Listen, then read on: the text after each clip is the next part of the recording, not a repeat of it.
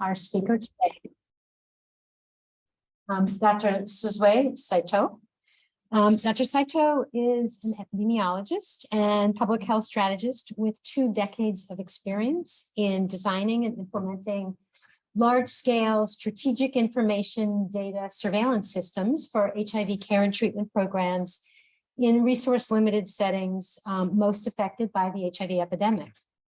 In addition to surveillance systems for HIV programs, she's led the initiation and expansion of national health information systems for all disease areas, including COVID-19, again, in resource-limited settings. Her research is focused on public health evaluations and research studies to characterize the HIV epidemic and evaluate the impact of innovative health services. She holds a doctoral degree in epidemiology from Mailman School of Public Health here at Columbia. And as part of that, her thesis looked at the effect of HIV treatment scale up on health service utilization and mortality risk for tuberculosis and non-communicable diseases among the general population in rural South Africa. Dr. Saito grew up in Japan and Hawaii and was initially interested in political science and international affairs. This international work led her to public health through her work with UNICEF. She joined ICAP as a data analyst in 2006, and I remember some of our early work from that time, and she rapidly rose through the ranks. She went on then to pursue her PhD here at Mailman, as we discussed, while working full-time as Director of Strategic Information for the Population-Based HIV Impact Assessment Project, which some of you know about. And she currently directs a project called Tracking with Recency Assays to Control the Epidemic, or TRACE. And today she's going to tell us about this work on using HIV recency testing as a monitoring and surveillance tool. Welcome.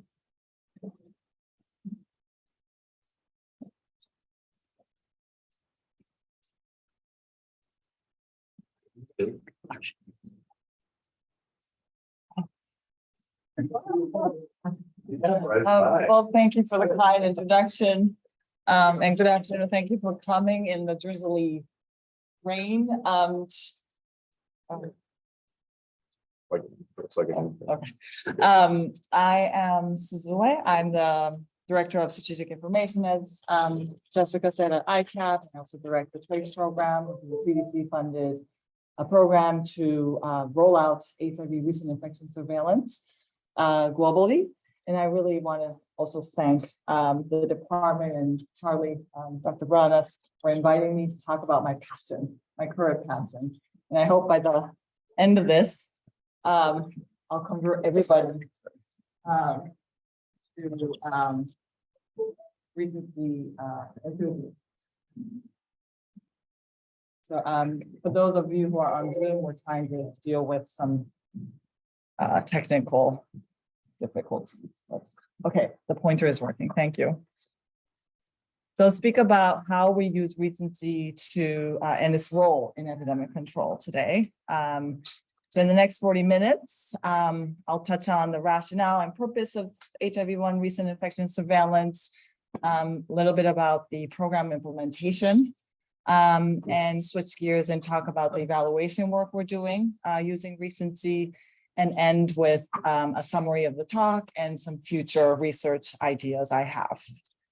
I have no conflicts of interest to report.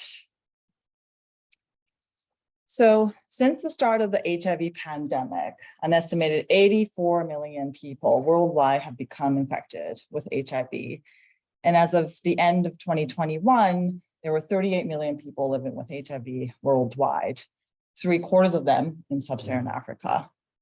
The 2022 report from UNAIDS estimated the number of annual new infections as 3 times higher than where it should be.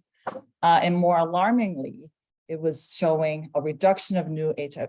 The rate of reduction was slowing, likely due to the impact of the COVID pandemic. So this graph shows is from the report, and the x-axis, the y-axis here is the annual number of new infections. And the x-axis shows time, and we are way off our target. In 2021, we had 1.5 million people newly infected with HIV. And we really should have been 3 times lower than that. And the modelers have estimated that in order to end AIDS, as we know it, by 2030, we really should be at around 370,000 new infections per year in 2 years from now, in 2025. So we need to innovate. We need new thinking around surveillance and programs, and we need new tools. And we think HIV-1 recent infection surveillance is one of those tools that we can capitalize and utilize to bend the trajectory that we are on. So why do we talk about recent HIV infections? We believe that these cases are linked to partners with partners who sexual partners in the last 12 months who is undiagnosed and are likely not suppressed and are engaged in ongoing risk behavior, may belong to a high-risk social network, and are unaware of their status while engaging in high-risk behavior and may have high viral load. So they play an important role in transmission in the community. And that is why we are interested in these people with recent infection. So what is HIV-1 recent infection surveillance? It's a surveillance system or program of recent and long-term infections among newly diagnosed cases. We use a rapid antibody test to determine the time since infection by measuring the avidity or binding strengths of the antibodies to the viral target, in this case, HIV. So we use rapid tests for recent infection, or RTRI for short. Helps distinguish between a recent infection with a weak avidity, that's an infection of 6 months prior to diagnosis and up to 12 months prior to diagnosis, and long-term infections with stronger avidity, that's an infection of 12 plus months prior to diagnosis. And on the bottom right corner, I show the test strip that is being rolled out currently. It's the Asante test. And from the bottom, the test strip shows a negative control sample, and in the middle, so the recent sample, which has 2 lines, the control line and the verification line indicating it's a positive sample. And the third strip at the top shows the long-term line. So the absence of the long-term line, strong avidity, indicates a recent infection. And you can use whole blood, plasma sample, different samples for this test strip. I'll be using, you'll already noticed, I'll be using HIV-1 recent infection testing or surveillance and recency kind of interchangeably. Recency is so much easier to say, but it's not really, I guess, English. But yeah, please bear with me. So a little bit to dig deeper on the scientific principles of the assay itself, this is a graph that shows antibody avidity on the y-axis and time since seroconversion on the x-axis of a very well-characterized seroconversion panel. So people who were HIV negative and started being followed up and over to when they converted HIV positive. There are about 259 people in this panel, contributing about 2,700 samples over time. And each line represents an individual. And you could, so immediately you see there's wide variability across individuals. Some people develops stronger avidity antibodies quickly, very steep slope, and some people develop it very slowly, sort of a slow slope. So there's wide variability. And so the assay really was developed at the optimal cut point with avidity and time. So this particular assay I represent here used the cutoff of 1.5 avidity and 130 days. And that's a place that was optimally balancing these false long terms and false recents. So in other words, we're really not going to be capturing all the recents, right, in our surveillance program, but we are the people who we do capture, we believe are representative of the true sort of larger group of recents, because there's no known variables that correlate with steeper or duller or faster or slower development of antibodies. So that's kind of the principle behind the assay and how we use it. So why recency now? As I said, we believe this is going to help us bend the trajectory, the how. We think recency surveillance may help identify new infections earlier and timely offer prevention services to curb community transmission. Early detection of cases with recent infections can focus prevention efforts geographically, where many recent infections are being identified, or among subpopulations that we identify recent infections. And we can answer questions to improve testing and prevention programs, such as, are we diagnosing people early in their infection or later in their infection, right? And why are we identifying people early or late? What's wrong with their testing strategy? What's good with our testing strategy? And we can tweak our testing strategies and prevention strategies. And of course, where are we finding these recent cases so we can intervene quickly? So now I'll turn to the implementation and how we're implementing, the scale of and how we're implementing. So this is a US government funded surveillance program that is global.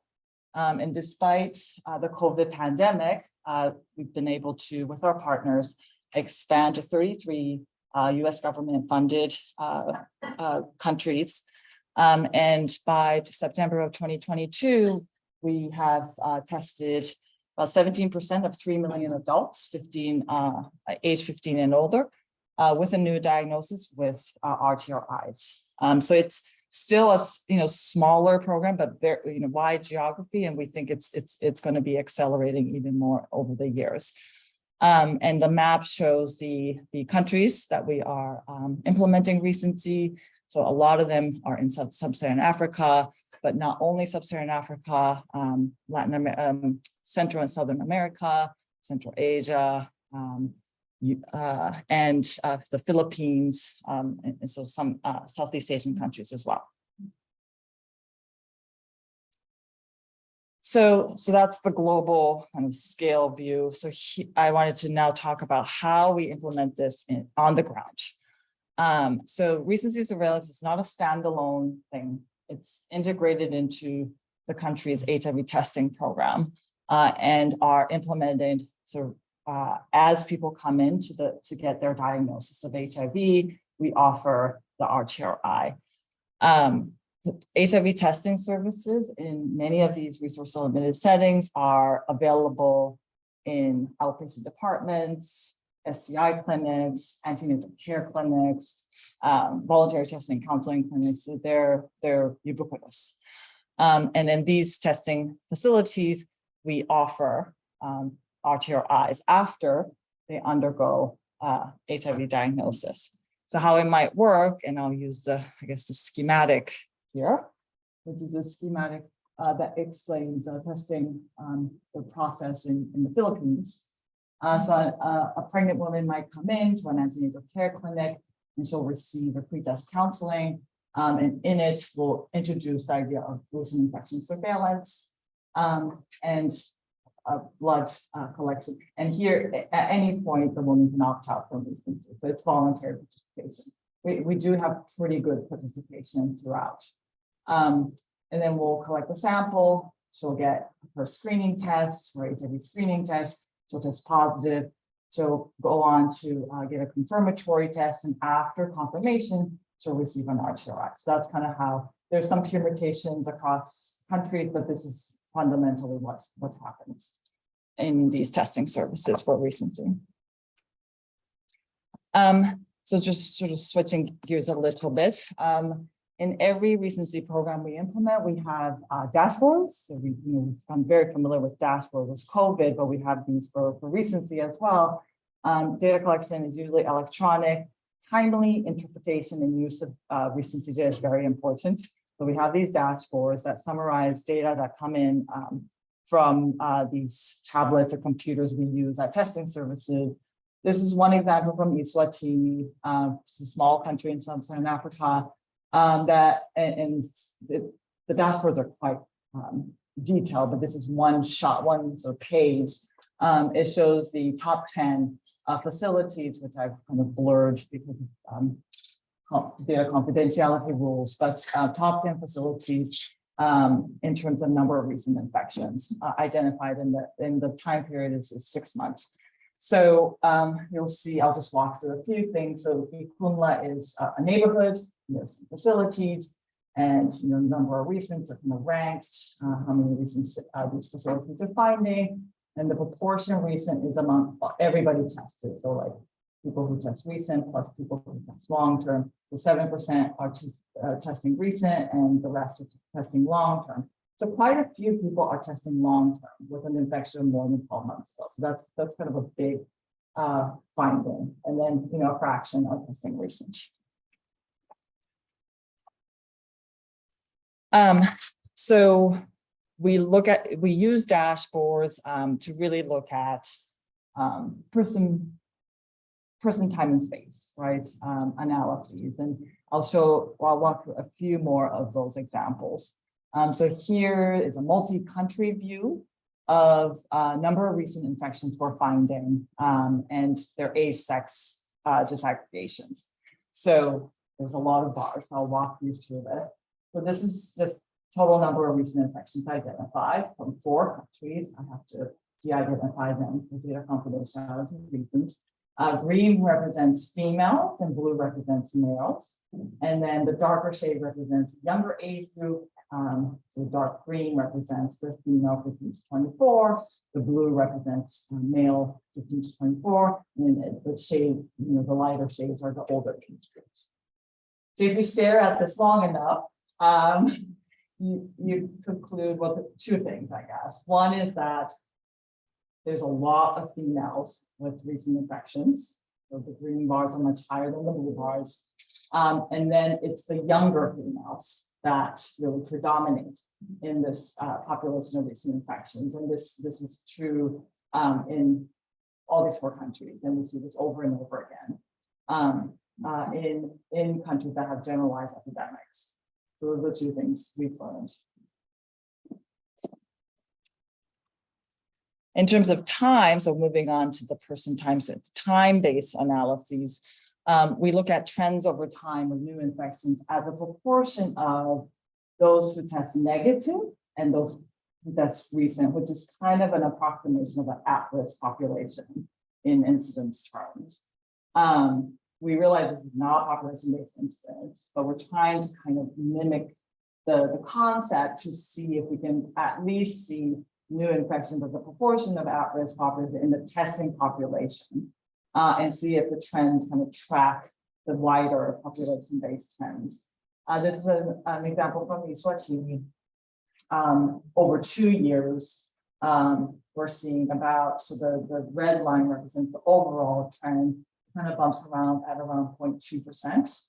And the green is the females and the blue is the males. So the green is higher, the blue is lower, so the males are lower. And we're seeing about 0.2%.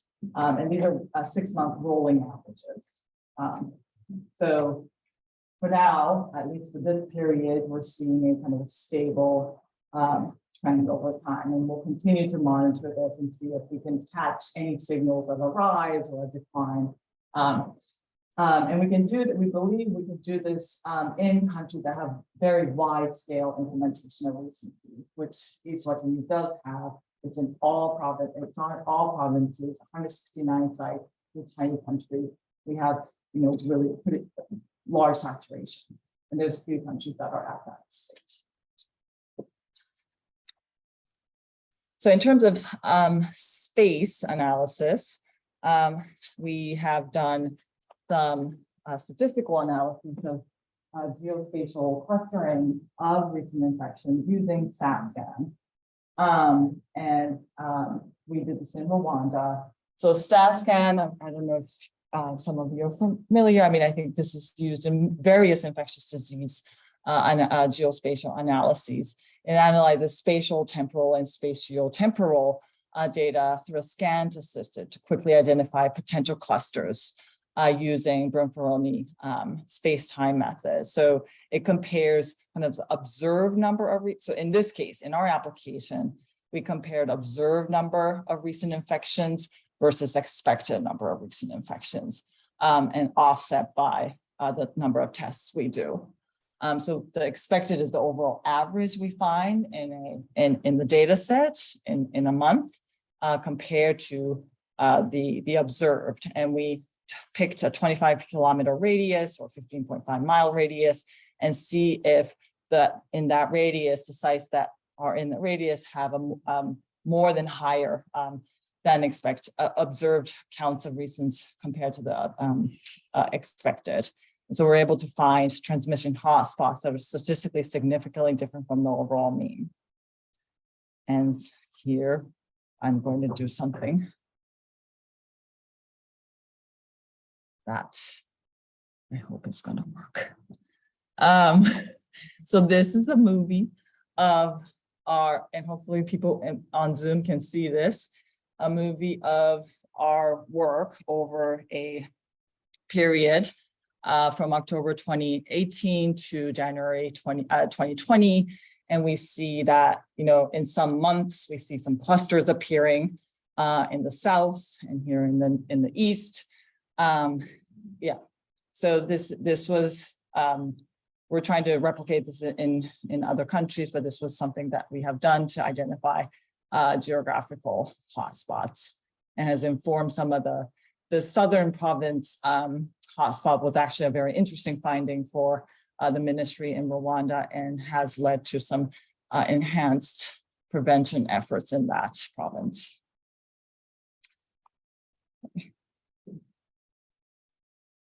Sorry. I may have messed things. Okay. So switching gears, and I wanted to discuss some program evaluation activities that we have been undergoing. There's some two examples I'll show here today. So I mentioned this a little bit in the rationale, but so can we use recency surveillance data to optimize HIV prevention and testing strategies? So the thinking is we'll do these person, time, space analysis. We'll see some gaps, we'll see some patterns, and that can inform best interventions to prevention interventions and testing interventions to really best focus on those populations that we identify. And then we improve our design, we implement the interventions, and hopefully the uptake and the adherence to those interventions will increase and we can break the transmission in the community. So that's kind of the thinking behind this. And we might, so in the interventions, we might prioritize cases that are linked to recent infections and maybe they're partners for services. We might be prioritizing certain districts for enhanced prevention or testing strategies, stuff like that. So here's an example of an intervention that was done in Eswatini. I mentioned this in the dashboard slide. Eswatini is a small country in Southern Africa with an HIV prevalence of very high HIV prevalence of 24.8% and an annual incidence of 0.62 based on the Swaziland HIV incidence measurement survey, the third one that was published in 2021. And they conduct, the national program conducts index testing, and I'll explain what that is, which is a very high yield strategy that aims to test the family members and sexual partners of a newly diagnosed case. And so the way it works is that an index case is diagnosed at the health facility, and they are asked if they want to participate in index testing. And if they accept, so they can decline to, the uptake is not 100%, they will list all the family members and sexual partners of the index case. So they'll elicit those cases. And then the index case, along with the provider, will work together to notify these partners or family members and bring them to the health facility to get tested. It's very labor intensive. It's quite sensitive. And but it's a very high yield strategy if done well. So Eswatini conducts this in all newly diagnosed cases currently, but it's an extremely labor intensive and time consuming process. So they want to have a way to organize their work. As I said, there's 24% prevalence. There's many newly diagnosed cases every month coming to these facilities. So they wanted to use recency to see if they can kind of triage the work. So they are in a subset of facilities where they were seeing the time space analysis was showing consistently finding new cases. They said, okay, we're going to do something different in these facilities. They're going to prioritize partners of recent index cases to notify and come to facilities quicker. We're going to really put all our efforts in getting these partners and family members of recent index cases to come in quicker within 7 days. So they have a goal of contact everybody within 7 days and bring them to get tested. And they hypothesize that with this emphasis on time and quickly doing this, the uptake will be higher and the partners will come and uptake testing more. So in order to assess the effect of this triaging of index testing, we used a difference in differences quasi-experimental design and its extension, synthetic controls design, to evaluate the impact of this work. So to review, I think this is probably an audience that will understand this, but just to review, compare difference in differences design, compares trends amongst groups that received intervention versus groups that didn't receive an intervention.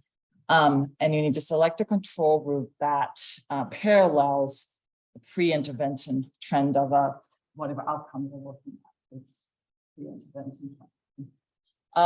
But the limitation often is that selecting those control groups in a real life data set is very hard to do.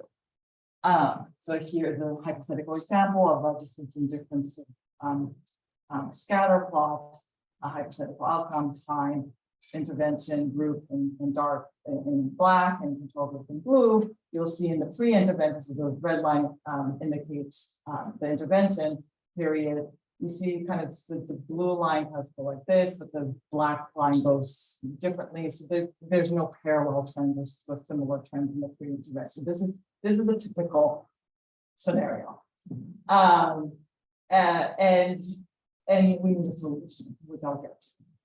And the assumption of difference in difference is that there's really no time varying confounding. So we think confounding is sort of set across time. So there's no varying confounders that come in and out across intervention time periods. And there's no between group confounding. And you can kind of test this, test your assumptions. So we said, okay, we can't find a good control group. And we researched and found that economists have found a solution to this problem. So it's called the synthetic controls, an extension of a difference in differences design. So you basically, the synthetic control creates a control group using a weighted average of multiple candidate controls. So the pre-intervention outcomes found in these candidate controls are averaged to most closely approximate the pre-intervention trends you see in the intervention group. And you kind of select and combine the candidate controls. There's our package to do this that can closely mimic your pre-intervention trend. So using this synthetic control design, we applied this to the Eswatini example. So we had eight health facilities that received this triaging of index cases, which were seeing recent infections of 1 to 2 cases every month consistently. And the candidate controls were the rest of the sites that were not receiving interventions, 161 health facilities. So we had a lot to choose from, which is good. This is what you want. In number of recent infections, they were seeing 0 to 1 cases per month on average. So once we ran the model, this is a visual representation of our finding.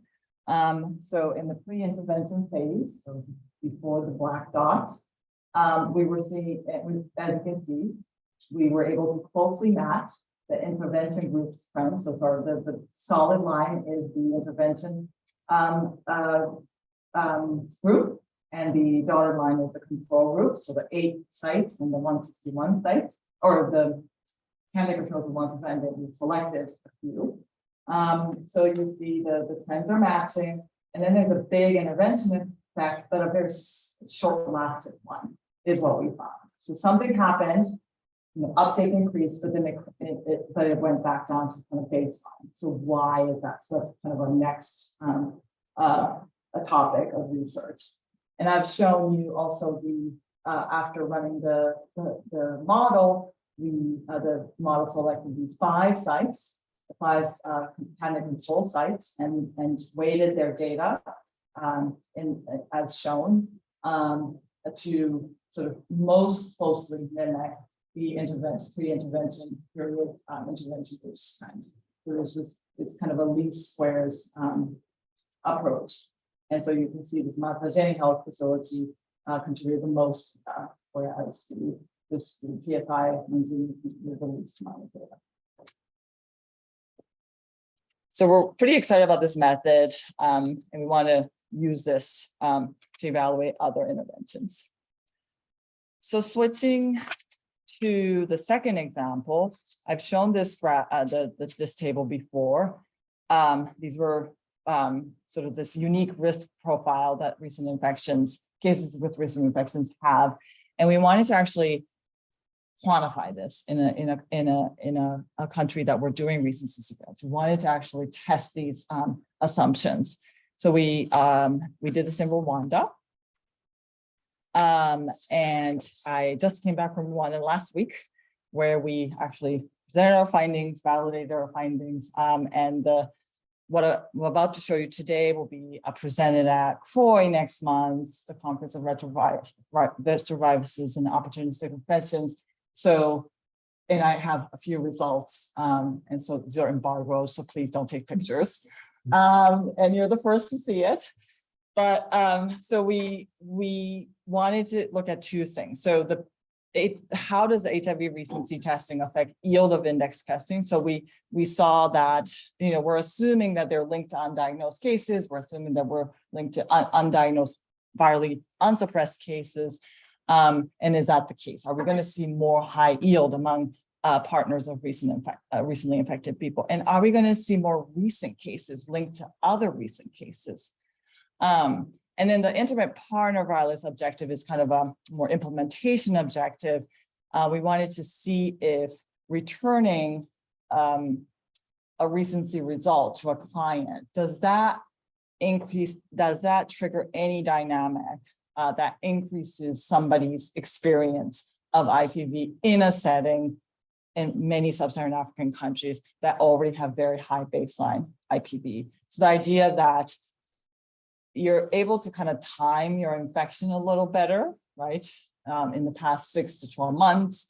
And does that information then trigger some sort of retaliatory violence or something like that? So, and in fact, this has been cited as a reason not to return results among many of the Ministry of Health. So we wanted to understand, is there any basis for this?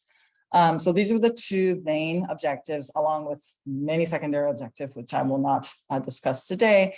And it was summarized in a Viewpoint article by Carisha, one of our faculty members, who's a member of the Scientific Advisory Board for the US government HIV program, PEPFAR, they basically sort of wanted to come up with some guidance around return of results, but there was just no evidence to support the pro or the con side. And so there was a call to action to collect more data. So that's what we set out to do in Rwanda. So the study design, we used prospective cohort study of newly diagnosed HIV positive persons or index cases who participate in recent infection testing. And we follow them up for 6 months. So we compared the control here is because recency is everywhere in Rwanda. We couldn't, select sites with recency and not.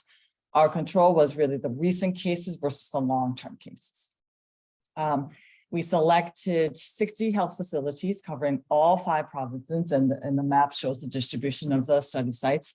And the number of health facilities selected per province was proportional to the number of recent infections identified in 2 years before the study. And we picked the largest number within the province. So we getting recent, I mean, you saw like we're seeing 7% recent infections and 93% long-term. So getting a recent case is very important. So we really focused on those sites that have a history of identifying recent cases. The sample size was powered to detect a 20% difference in yield in a 0.4 mean events over 6-month period for the IPV. So if it's translated to basically we needed 88, sorry, there's a typo, recent infections in our sample and however many long terms that we needed to identify those 88 cases. The primary measures, again, was positivity. So number of newly diagnosed sexual or social contacts of an index case over number tested. So new diagnosis is important. These people cannot be already diagnosed. We're trying to find new cases. And then also newly diagnosed cases. But in addition, we also wanted to find recency yield. So this was kind of a new concept. We wanted to know we wanted to count the recent cases we can get that are linked to recent cases. And then the third measure is the IPV measure, experience of violence, self-report IPV experience in the past 4 weeks, reported by the index case before or after recency disclosure. So we use time to compare. And a little bit about the IPVs, it's kind of complicated. It's complex. So we use interviewer administered questionnaire that are validated internationally and also used previously in Rwanda. And we collected the same information, IPV experience, in 4 time points. So at baseline, so when they came in for a diagnosis, we asked about their IPV experience in the past 4 weeks. They come back after 1 month to receive their recency result, and we administer the same instrument. And then the 2nd and 6th month, we also administer the same thing. So at baseline, we should be capturing IPV experience prior to HIV diagnosis. In the first follow-up, we should be capturing, because they already have a diagnosis of HIV at baseline, we'll be capturing any incremental difference in baseline and after HIV diagnosis. And then the 2nd and 6th month follow-up, we should be capturing any incremental difference in IPV after they receive a recency result. I won't go into the detail of IPV, but the domains we covered are control, the economic, emotional, physical, and sexual violence. So there are 5 domains that we covered in terms of IPV. So here's the yield result in one graph. So on the left 2 columns, we have the positivity yield, just the newly diagnosed cases, and this is the yield on the right.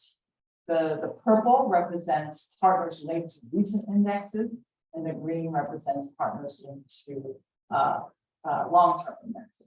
And we restricted this to sexual partners. We didn't just look at social partners. So there were 789 sexual partners linked to index cases, and we found that there was a tendency of higher positivity yield among those who were linked to recent indexes. But we have a statistical significant difference that there were more recent cases that were linked to recent indexes. So this was a very interesting finding for us, that recent cases are linked to other recent cases, which indicates there might be a high transmission social network that we can target for prevention purposes. That was kind of the top line result on the positivity yield and recency yield finding. And then in terms of IPV, this was the top line results. There were 2 things we can conclude from here. So this is experience of violence and the follow-up. Again, the same color schematic, the purple represents the partners, the recent indexes, the green represents the long-term indexes. And 2 things come to mind. One is that there's very high IBD experience at baseline. This is prior to that diagnosis. But it's interesting, it drops after diagnosis, after they touch the healthcare system. So this is something that we're actually looking at, why is this? And there's some hypotheses. But and more importantly for us, we didn't see any statistically different trend after recency result return and follow-up 2 and 3. It kind of stayed the same. So we concluded that recency surveillance or recency detection returning a result does not seem to we don't have any evidence that it will be experience. So I think I'm ready to wrap up the talk with some thoughts on future research and a summary of what I just spoke about. So we're very excited about the synthetic control design. We want to apply this to other things. And the first thing we're going to do is to apply this for pre-exposure prophylaxis uptake. And the interventions, we're doing that and see if we can see any intervention effects. And we also want to see if we can come up with some adjustment method to be able to use recent surveillance data, which is collected routinely, to start sort of estimating incidence. This is it's a loaded term, and it's going to be very controversial, but we think that, having these population-based surveys are great, but you only get estimates every 5 years. We need some plan to see if we can look at trends over time between surveys. And we think that's recent surveillance can be tapped to do that. So in summary, I hope I've convinced you that recent surveillance is a new surveillance tool that shows promise to generate data that can improve prevention and testing strategies to accelerate our progress to these targets, especially in the context that we're lagging behind. Recent surveillance has shown the importance of adolescent young girls and their role in ongoing transmission. And we have evidence that recent infections can cluster geospatially, and in terms of partnerships. From Rwanda, we found that recency can be used to assess trends and new infections over time, hopefully between the surveys, and we want to look at this more. And we want to continue to evaluate these recency-informed interventions so that we know which prevention strategies work and which testing strategies work. So with that, I first want to say thank you very much to the recent surveillance team at ICAP. It's a huge team, both in headquarters and regionally and in country. I also want to thank Ian Pottinger and Bharat Parekh for teaching me everything about recency. They are the developers of the assays that we're using. And of course, Eugenie Perot, Matt Lam, thank you. Aisha and Helena Gide, thank you. Who I work very closely on program evaluation activities, and Seth Prince, Batia Ilu, and Jessica Justman for helping me with the talk, and Wafa and the larger ICAP family. And of course, most importantly, people living with HIV who inspire me every day to wake up and come to work and innovate to end this epidemic as we know it. Thank you.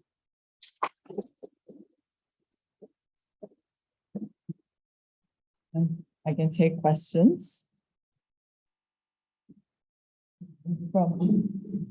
For your ITV data, Yes. I'm guessing like disclosure to the partner is probably a big factor. So can you maybe expand on whether everyone here is disclosing to their partner or whether you have that data? Yes.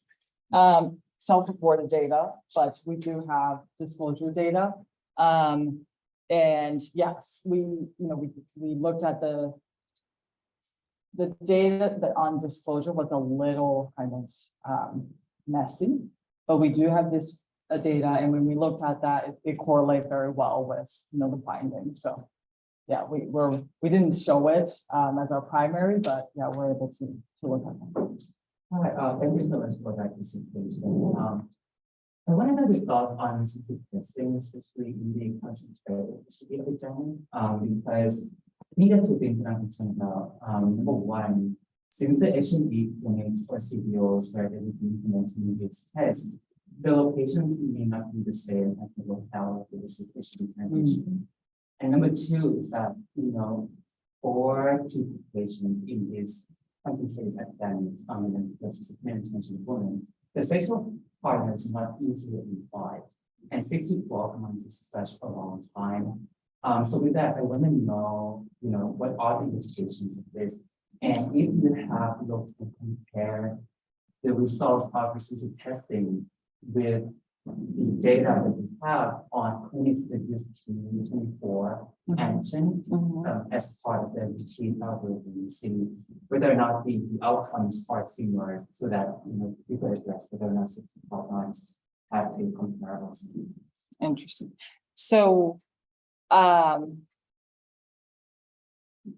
are the data that we have that we did, because research events implemented in regular HTS HIV testing services, it totally underestimates key populations. Like that's a fact. In the Rwanda data set, we know we should be having more keep up, but they don't self-identify, especially in places where these are criminalized activities, or so we know that. But the recency is also used in BBS surveys that target key populations like female sex workers or MSM. These surveys are also using these assays. So I think that probably is a better source of data for key population and recency. We do in some countries, we actually have residence information, so we can, what I saw was recent infections by where they were diagnosed, but we also can triangulate that with where they live. Not the addresses, but it's kind of sort of more abstracted level, like a community or a neighborhood, right? So we do get, and we've actually compared this, right? Like when you look at residents versus where people diagnosed, are we seeing similar patterns? Are we seeing completely different patterns in terms of where the clusters are? And some places, yeah, it's very different because people travel to get diagnosed. So we do have that, but not all countries collect residence information in their medical record. I think that answers your question. Oh, P24. I don't have that data. Yeah, no. So you say sometimes, because I saw that you have implemented this for the implementation. Yes. Yeah, exactly. We're actually just starting. So maybe in a year, I'll come back and talk about what we found in the Philippines. But yes, thank you. Yes. Hi. Thank you so much for the presentation. I'm really interested in the synthetic components that you spoke about. And you kind of put up the table of the different weights. Yeah. Of how it is. I'm curious, is that simply weighted based on the metric that you're interested in, or is that looking at confounders between intervention and social studies? I thought I was going to get the question. Yeah, so it's based on the outcome. What I showed was the outcome. But you can put sort of predictors of the outcome in the model to really adjust for potential time varying confounding. I didn't show that for simplicity, but yes, you can do that. And you weight those confounders too, to say like what contributes more to the R square versus not, right? Yeah, thank you. I'm glad you're interested. I am too. Is there any more questions in the room? Yes. One more question. I guess you're really interested in the recent infections and prevention. Yeah. But there's that other 93% who don't get diagnosed for like more than 6 months. So that's also, I think, interesting to sort of know who they are and why, how we can get them quicker into treatment.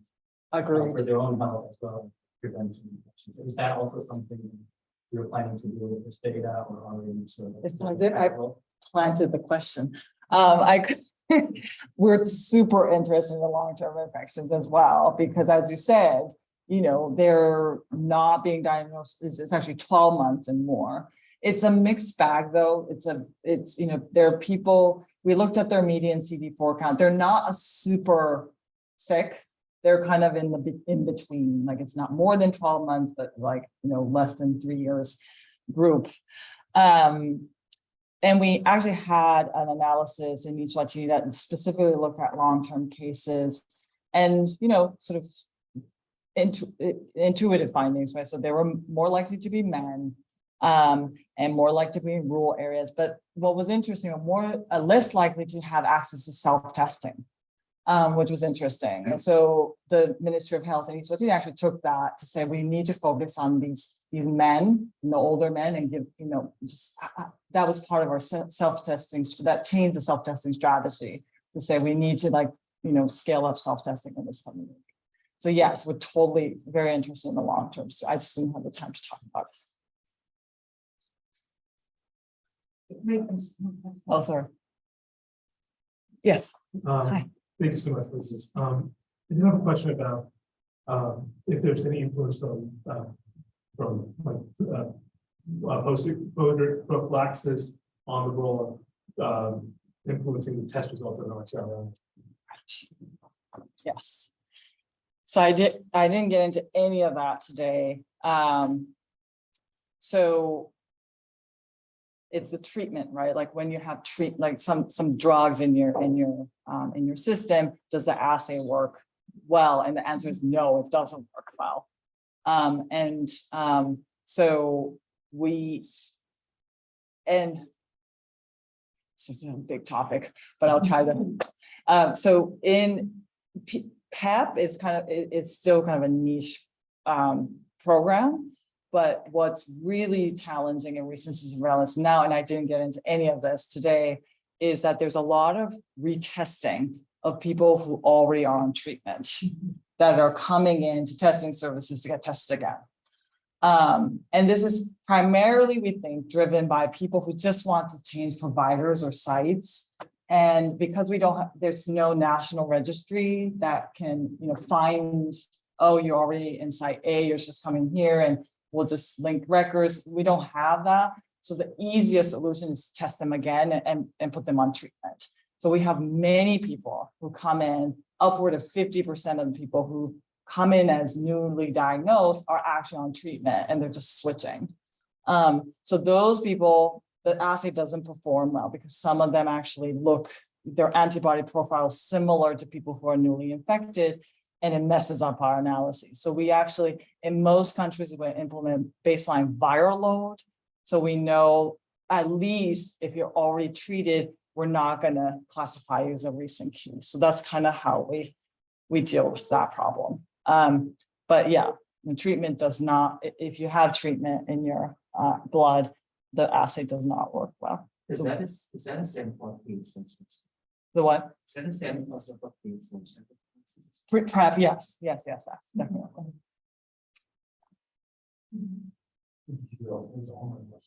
Yes. I don't think so. I don't know. I think it's people are just saying, great work. No questions, just a lot of comments saying great talk. Okay, thank you. Yeah, so I'll second that and say, I thought it was great talk too. I really enjoyed the synthetic control. I appreciate the follow-up question on it. The one of the inventors was here in the 1990s. And it's interesting. It's brilliant in its simplicity. Yeah. I think I would encourage more of us to use these synthetic control. I guess my question is, I struggle, and I'm going to give a talk next week about this too. The choice between focusing on what I'll just simply call high risk populations versus more blanket interventions. And I think you really did start to get at it in your differences and showing the advantage. Maybe correct me if I'm wrong. This strikes me as the intent here is to do the smaller population, to focus on them first, despite your question about the remaining 97%, Yeah. in the hopes that you're going to get more return on your interruption, right? Right, yeah. And I think you started to walk the road to show that that's worth it, Mhm. that's a high return on investment. But I'm just thinking of other programs too, where it takes a decent amount of demonstration to show that that choice is the right choice. Yes. And I don't know if you want to comment further on that. Yes. And my follow-up question is there any, there were some accuracy concerns in the classification of issues in the beginning. Is there anything pulling up that slider from 130 and changing it, would that change the efficiency ultimately instead of the final slide? Yes. So these are the controversies, like, and you've hit on the controversy. So I mean, in order to demonstrate, I guess it's the juice versus the squeeze, or the whatever the term is, we'll need to demonstrate, I guess, impact on incidents eventually, which I could add as my future research topic as well. It's controversial because index testing is recommended for everybody. It's just that the reality is, especially like high prevalence settings like Eswatini, it's very hard to do. And so they want, and I think this really will help organize and sort of triage and we want it. We believe it has an outsized role in playing in ongoing transmission, but the only way we're going to actually like sort of quantitatively prove that is the incidence study, right? Like, which will require a large sample size and millions of dollars. But anyways, I'll leave it at that. But we're very careful and not to say we're just going to do this. It's just really about we're focusing. We're not forgetting the long terms, but it's just they need different things, I guess, is what we're trying to say. Because the long terms are a problem. We really need to make sure they get diagnosed quicker, and we need to change our strategies to do that. Maybe through more rapid scale of a self-testing. And the accuracy, right? I mean, the current sort of assay application is sort of most optimally balanced assay. I'm sure there'll be other assays with slightly different cutoffs. And yeah, no, it's controversial because we miss people. The viral load does improve. Yes, the viral load does, the baseline viral load. So when you're recent and you're virally unsuppressed, those are real recent cases. We have very high accuracy on those. It's just that we're going to be missing some people, right? And so that has been the controversy. But at least if we do find recent, we know they are, with pretty good certainty they are, and we can do something, with them and their partners. Thank you very much.